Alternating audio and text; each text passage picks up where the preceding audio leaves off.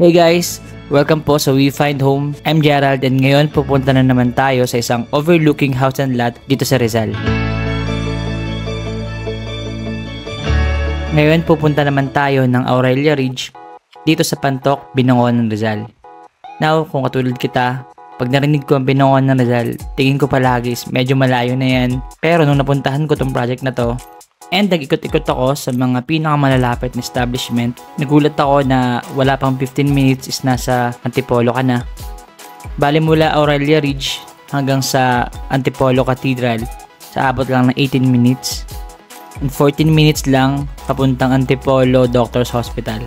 And under 1 hour lang papuntang Makati.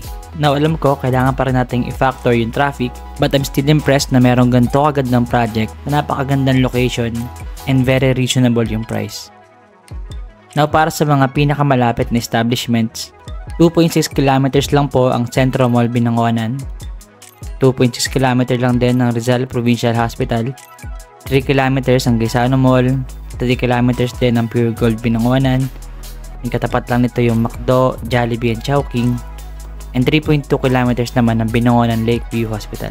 I'll check this during no traffic hours to give you a clear idea sa distance ng project through time. Now let's talk about the project. Then mag-house tour tayo, and at the end of this video, bibigyan ko kayo ng sample computations and price range ng bawat units.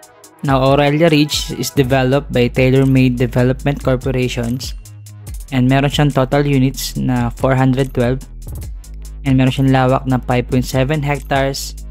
Yung elevation naman niya is 186 meters above sea level and wala siyang flooding history, and this is located at Quarry Road, Barangay Pantok, Binangonan, Rizal. And regarding sa amenities naman, meron siyang CCTV, clubhouse, function rooms, gated community, bike path, playground, 24/7 security, gym, viewing deck, property management, picnic area, and landscaping.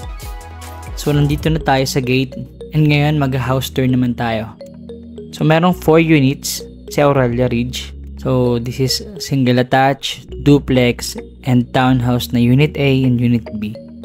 And lahat ng unit na to maliban sa Unit B is merong 3 bedroom, 3 toilet and bath, and 2 car garage. Sa Unit B lang yung merong 3 bedroom, 2 toilet and bath, and 1 car garage. So sa video na to, makapakita pa lang natin si Unit B, which is yung pinakang affordable dito sa Aurelia Ridge. So para kay townhouse Unit B, yung lot area niya is 52 to 100 square meter, and yung floor area niya is 88 to 95 square meter. And again, meron siyang 1 car garage, 3 bedroom, and 2 toilet and bath. So yung model unit natin is medyo malaki, nasa around 100 square meter to. So kung mag-a-avail kayo ng gantong unit, you have 2 choices: basic finish and premium finish. So i-discuss ko sa inyo yung difference ng dalawa pagpasok natin ng bahay. So ito yung car garage, and pagpasok natin, living room na siya. Yan. So kung makikita nyo yung floor, so both yung basic finish and yung premium finish, meron siyang flooring na porcelain tiles without baseboard. And yung wall naman parehas din na painted finish. Yung ceiling dun lang magkakaiba. For basic finish, exposed flat steel deck painted white. And kay premium finish naman is Fison board painted white. Now para naman dito sa kitchen, yung basic finish is merong granite countertop, and premium finish merong concrete countertop with porcelain tiles. And sa basic finish, merong laminated 2-door cabinet below sa counter. And yung premium finish naman is merong overhead and below countertop. And yung kitchen sink nila is parehas lang na gooseneck faucet. And para naman sa toilet and bath, yung flooring nila is parehas na porcelain tiles. And yung wall nung basic finish is 5 layers of tile layout sa shower area. And for premium finish, floor to ceiling yung tiles ng shower area. And both ceiling is Fison board painted white.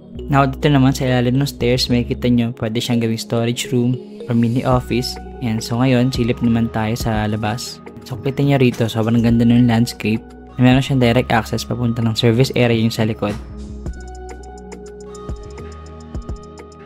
Now para naman sa stairs, so yung basic finish is merong concrete stairs with tubular steel railings na painted black. Yung premium naman is merong concrete stairs painted white with steel railings.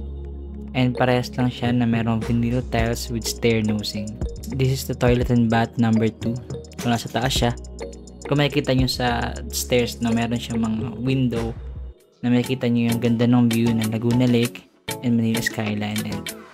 And so pag nakabili tayo ng mas magandang camera, mas makapakita ko na sa inyo yung ganda ng overlooking view ng mga projects natin. So this is bedroom number 1. And so silipin natin yung bintana. Ayan, so kitang-kita rito yung Laguna Lake. Ayan, so sa camera ko lang talaga may problema. Pasensyaan nyo na po.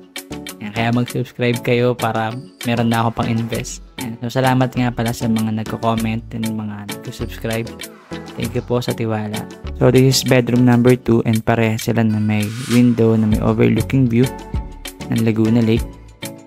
Ayan, ngayon pupunta naman tayo sa master's bedroom.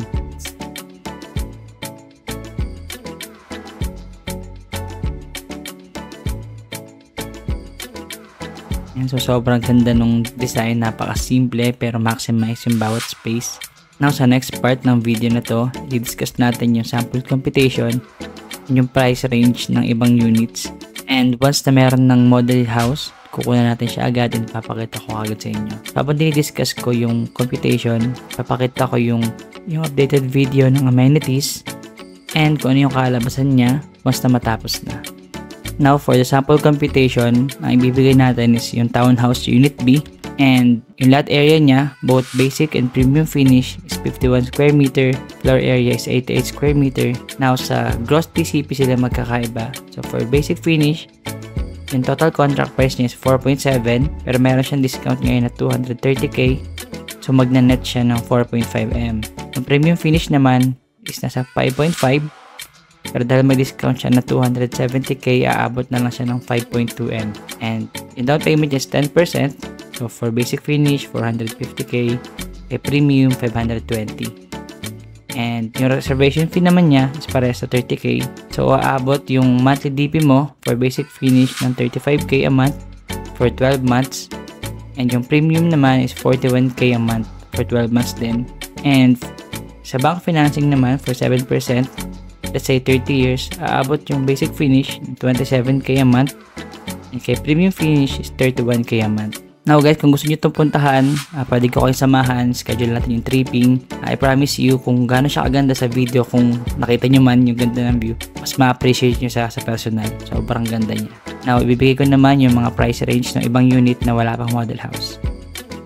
So now, para sa townhouse na unit A, so yung price range niya is sa 6.4M.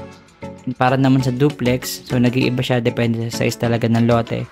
Pero yung duplex, isaabot siya ng 8.1M. And para naman sa single attached, nasa 10.5M yung price range niya. And guys, kung gusto nyo itong silipin, sa baba po yung details ko, pwede nyo tawagan or message. Pwede ko po kayo samahan. And salamat po ulit sa lahat ng nag-subscribe and nag-like and nag-comment sa mga content ko. And see you po sa next video.